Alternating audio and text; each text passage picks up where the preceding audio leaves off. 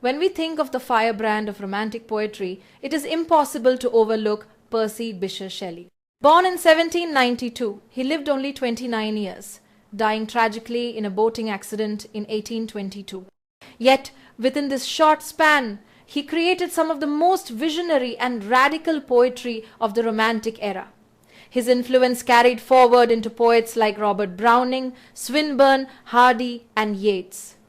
Harold Bloom would later call him a lyric poet without rival, and one of the most advanced skeptical intellects ever to write a poem. Shelley was controversial in his lifetime. His atheism, radical politics, and refusal to follow social conventions made him a target of hostility. He also struggled with poor health and family crisis, but between 1818 and 1822, he composed what critics have called some of the very finest poetry of the Romantic period. His marriage to Mary Shelley, the author of Frankenstein, bound him even more closely to the circle of Romantic revolutionaries.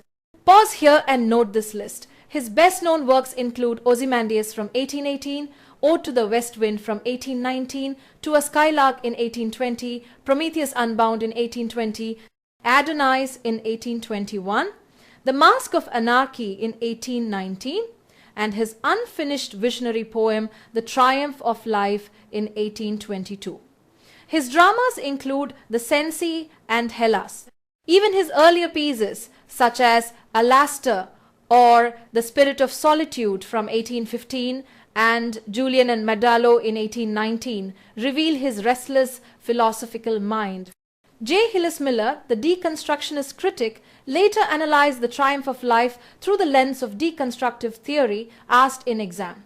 But Shelley was not just a poet of passion, he was a poet-philosopher. His most famous critical text, A Defense of Poetry, was written in 1821 and published posthumously in 1840. It was a direct reply to Thomas Love Peacock's satirical essay, The Four Ages of Poetry. Like Philip Sidney centuries earlier, Shelley was answering Plato's suspicion of poetry, and yes, both Sidney and Shelley defended poetry against Plato's attack asked in exam. In this essay, Shelley makes his most famous claim: poets are the unacknowledged legislators of the world. Pause here, this is a classic exam question, but the line is often misunderstood. Shelley did not mean that poets write political laws. Instead, he meant that poets shape culture, morality, and imagination, laying the groundwork for civilization itself. He defines poetry as imagination in action, comparing the creative mind to a fading coal, asked in exam, a spark that flares up in moments of inspiration. Poetry, he says, awakens the mind to 1,000 unapprehended combinations of thought. It enlarges us, makes us capable of empathy, and reveals hidden relations in the world. In this sense, poets are not just writers. They are the originators of language, music, dance, and even the institutions of civil society. Shelley even argued that ethical science merely arranges the elements which poetry first creates. Without poetry, there would be no morality, no law, no community. He praised figures like Plato and even Jesus for their imaginative language, showing that truth and beauty are accessed not through logic, but through vision. So for Shelley, poetry is not decoration, it is the very force that ensures harmony, order, and unity in human life. The poet's task is to bring beauty into perception, to integrate aesthetics with civic responsibility. And that is why he ends with the unforgettable line that poets are the unacknowledged legislators of the world. Among the great romantics, John Keats stands out as the poet of beauty, sensuality, and deep imagination. Born in 1795, he lived only 25 years, dying of tuberculosis in 1821. Yet, in less than 4 years of published writing, he produced some of the most enduring poetry in the English language. His reputation, which grew only after his death, now marks him as one of the greatest lyric voices of the Romantic age. Critics have often noted that Keats' style was heavily loaded with sensualities. Nowhere is this more evident than in his great odes. Ode to a Nightingale, Ode on a Grecian Urn, Sleep and Poetry, and On First Looking into Chapman's Homer are filled with natural imagery and explorations of profound emotional states. The tradition of the English ode has been traced from Milton to Keats, especially in A.G.N. Schuster's The English Ode, From Milton to Keats, published in 1940. This link between Milton and Keats through the ode form has been asked in exam. But Keats's legacy doesn't just live in his poetry. His letters, 252 of them, written to friends, family, and fellow poets like Benjamin Bailey, John Taylor, and Richard Woodhouse, offer some of the richest reflections on art and life ever written. Among these letters is one of his most famous contributions to literary thought, the idea of negative capability, asked in exam.